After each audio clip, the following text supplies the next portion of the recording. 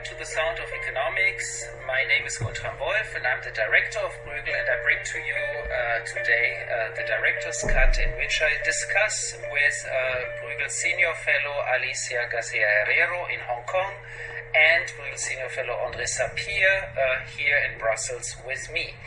We want to discuss the emerging global trade war that has kept our policy system very active in the last few weeks. As you know, Donald Trump has announced tariffs on steel and aluminium that have taken effect last week. And in last week there was also a decision where the Trump administration has at least temporarily exempted the European Union from those tariffs.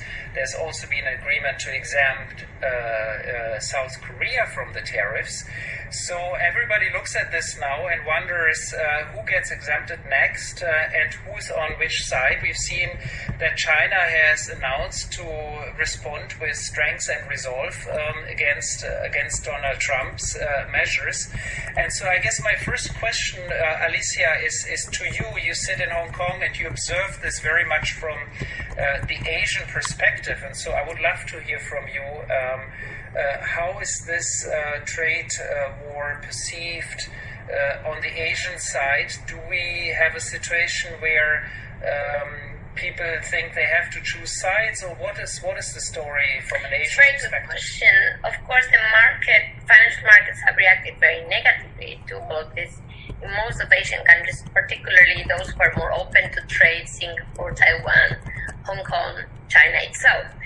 So it's obviously not very good news for Asia. However, as you move to how the reaction of, say, Japan, let alone Korea, has been, you can realize that there's some countries, either because they've been exempted in the case of Korea, or because they expect to be exempted, or at least to be more sidelined towards the US, the reaction has been more positive. So that already explains the market reaction, how governments are seeing their take in this trade war, or at least embryonic trade war so far. And it's simply as follows. If the US continues to isolate China, you need to take your position whether you're going to remain closer to China trade-wise and overall, I guess this can move beyond trade, or you're going to move apart and get exempted by the US, which is Korea's case. So Singapore, of course, big question mark. For Taiwan is very difficult. Of course, Taiwan cannot officially be exempted, as you can imagine. But the question is, even if it were to be, it would be a massive loss for Taiwan for all intents and purposes. So everybody's thinking, okay, what can I do about this? What's going to be my take? Even asked the question, yeah? China itself, though, has started to react with its own measures. So it's not only about the US accepting you, it's about China including you in their own measures. So China is starting with anti-dumping measures against Europe, Japan, and the US. So what about Singapore? What about Australia? What about Korea? So everybody's trying to figure out what is their first best. Whether they have the option to choose is a different story. Well, the European Council met last week, André, and discussed exactly that question. And I think it's fair to say that the European Council was happy to be that Europe is temporarily exempted, but that it clearly signaled its regret for the decision of the United States to impose tariffs in the first place. The European Council also very much supports the European Commission in their measures to protect and reserve the rights of the EUs in compliance with WTO rules, so as to respond strongly to the US, but not too strongly, in a proportionate manner. And of course, the European Council couldn't help but evoke that, of course, we have a strong transatlantic relation that is at the core of security and prosperity for both the United States and the European Union. Now, this leaves us in a very awkward situation. I mean, it almost looks as if the European Council has already said, well, we've chosen sides and we are actually with the US, even though China and Asia is by now a more important trading partner for Europe than the United States. Is that true? So have we actually picked sides already, or is there still a way for Europe not to pick sides, Andre? Well, I think we are leaning certainly towards one side, but we are feeling very uncomfortable because indeed both the US and China are our main trading partners. The US is our main export market, and China is our main supplier. So we have certainly a lot of interest with both of those two giants, and at the same time, we are not in the same kind of global competition of a economic military level as maybe the US and China are. So I think we are very mindful to keep a balance, a global balance, to protect our interests, but also to prevent really hard conflicts between China and the US that would have very detrimental effects for us. So, how do we deal with that? Now, first, I think I should say that it's interesting that President Trump started with the steel conflict, and the same day, last week Thursday, that the US decided to exempt the EU for 3 months of the measures on steel. That's the day also that President Trump announced very big measures against a wide range of products on China. And in a sense, the message that was given to the Europeans is that, you are exempted from the steel measures. Trump, I'm taking tough measures against China on steel, but also on other products. And I want to know, between now and 3 months from now, the time that I'm giving you to decide whether those measures, this exemption is temporary or permanent, I want to know on which side you are. And the EU, I think, has to think whether it's looking at this as a game only about steel, which I don't think it is, or it's a much bigger game. And in that case, how do we avoid indeed to be caught between the two? My sense is that what we need to do, and this is not going to be easy, is that we need to bring both the US and China back at the table in Geneva, at the multilateral table. Because otherwise, in a sense, we are going to be squeezed out.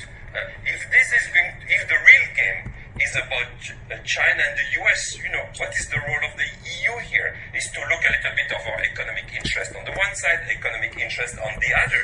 But, we are not going to be a player. The only way we can be a player is by being at the head of a coalition of countries to say that the world trading system, the rules-based system, is what is the primary objective that we have, and that we have to convince the US and China, but to make proposals on how to indeed reform some of the rules. Because I think this is what the essence of the problem is here, is that the US and China are not happy with the way the rules-based system is being operated at the moment. And we see that.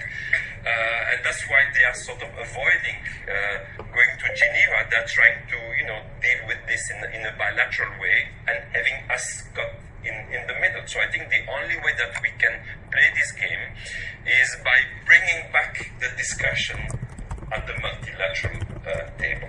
Right, but Andre, let me tease you a bit on that. I mean, so the US president has clearly expressed his dissatisfaction with the WTO and the multilateral trading system, and China itself certainly feels increasingly strong and increasingly a player on its own. So I think your plan A looks nice, but what if it doesn't work? Where do we go from there? I mean, what if WTO is not going to be the place where this will find a peaceful resolution?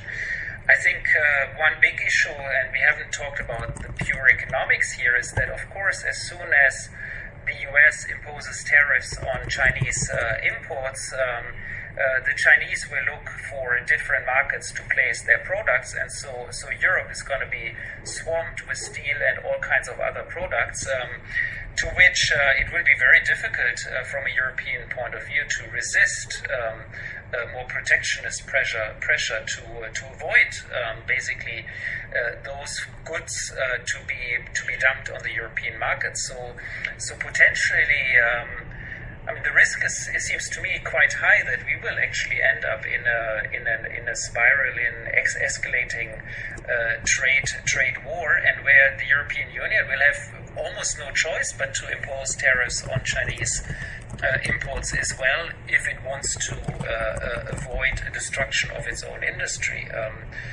So how can we avoid it if Plan A doesn't work?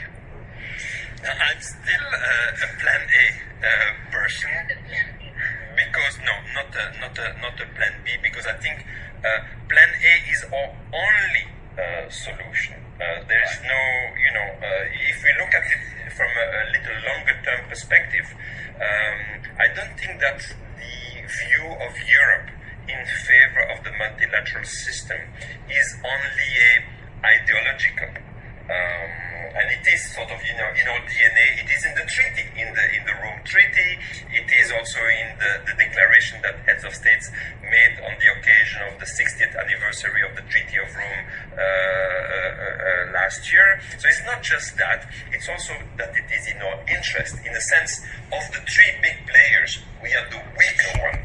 And therefore for us, the rules are important, because we do not have the same strength, military strength, political strength, that the US and China have. So the rules protect us and protect also the weaker countries in the world. That's why I think for us the option is to be at the head of a coalition with all the other countries that view, like us, that the rules-based system is their best defense against the rule of the jungle. And in the rule of the jungle, then indeed, that's the G2. We need to avoid by all means to get a world which is a G2. No G7, no G20, G2. And G2 is US and China, and forget about everybody else. So I don't think that we can give up on Plan A. We need to be smart on trying to pull Plan A, and that means a coalition of countries. Okay, Alicia, I want to bring in you to talk a bit about Plan B and how you think Europe should respond, and then I want to end with my own thoughts on this. But Alicia, please. Yeah, no, I was thinking, of course I agree that Plan A is the best for Europe, no doubt about it. But the question is, in order to really have Plan A, you need the US and China. You just can't have Plan A without them. By the way, no matter how important multilateralism may be for, say, Singapore, they won't push for that unless they see the US and China aligning towards that end. So it's, and frankly, people sometimes now, given the lack of response by the WTO, are wondering, is that the place to go for Plan A, frankly? So, should we think about a new institution? I mean, it's like that Plan A, in the way I perceive it now, seems quite a long plan to go. I mean, it's not going to be solved tomorrow. So my Plan B is within that Plan A, meaning, for the time being, what can we do? And I think that, we have probably to learn about Switzerland in the Cold War, something like that, meaning, can we play a brokerage role? Can we, rather than just jump in Trump's arms and, what did I hear? Did you give me temporary exceptions? Oh, I really thank you for that, my lord. I mean, I think that's not the strategy for Europe, frankly speaking. We need to show the US that we could actually shift, that would actually benefit, say, aircraft industry. Yeah, I just checked the data. 68% of airplane imports from China come from the US. It's not us, it's the US. 68. We have things to sell. We have things to China. What I'm trying to say, the US has a massive economic dialogue with China. Let's face it, we don't. We have France, the UK going for their own bilateral dialogues, getting peanuts, sorry to say. So, can we kind of step up and say, Well, we're also here. And I think China needs Europe more than ever, because, again, it's all about who will be as isolated. So there's a high price too. Our price in the market has suddenly risen.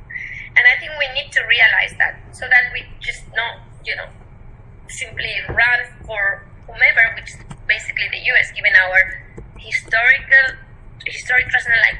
transatlantic alliance, that reduces our value, our price at the moment.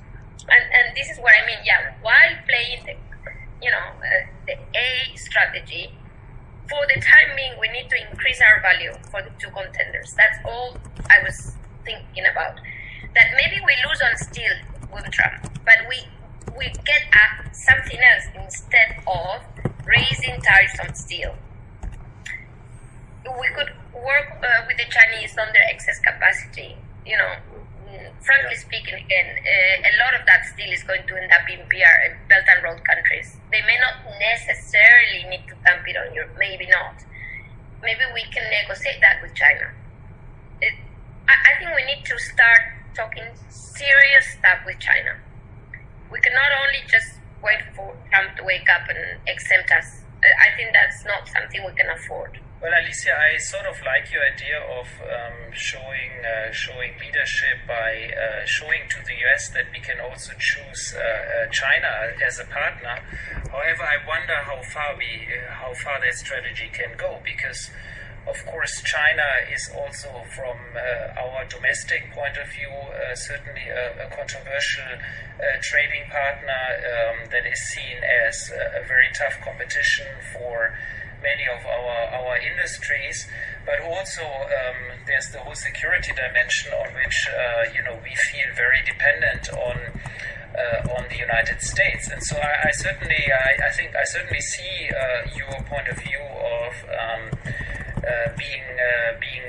playing a little bit both sides so as to stay neutral, but I also think that if I was sitting in the White House or in Beijing, I wouldn't really believe you when you do this. So I'm not sure that strategy would work either, but I think certainly going in that direction could help. Perhaps the one point I would want to add to conclude our podcast today is to say, really what...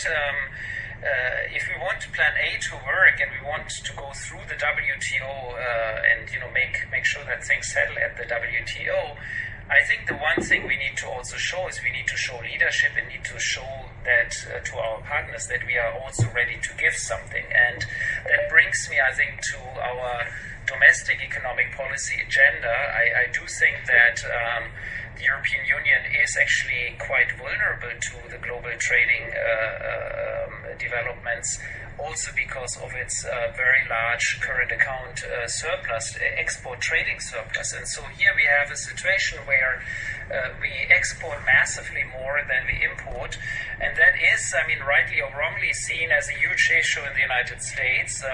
And of course, the focus here is on Germany with its 8% current account surplus. So I think if we could sort of sell to Donald Trump that we do something that is sensible anyway, namely a change in our domestic economic policy agenda where we will create more demand, more investment, more domestic growth, that will be actually a huge win. It can be sold politically as a huge win in the United States and could be the kind of argument that brings people back to the WTO, but it would require a massive rethinking of our macroeconomic domestic economic policy strategy, and I think that certainly should be part of the overall strategy. So just saying, well, we go to the WTO and want you all to be at the WTO nice again with each other, I think would not offer any explanation of what really is the issue and how can we improve the situation. And so I think Europe also needs to be ready to not only play with the two potential with China versus the US, which is a game that is difficult for us to play, but also say, well, we will also address some of your concerns by having a different, be they warranted or not. Some of these concerns are certainly wrong, and I certainly don't endorse Donald Trump's trade view of the world, but still, I mean, the guy is in the White House and certainly wants his concerns somehow to be addressed. Okay, I think that is all for today. Today's Director's Cut. It was my pleasure to host Alicia and Audrey today, and until next time, bye bye.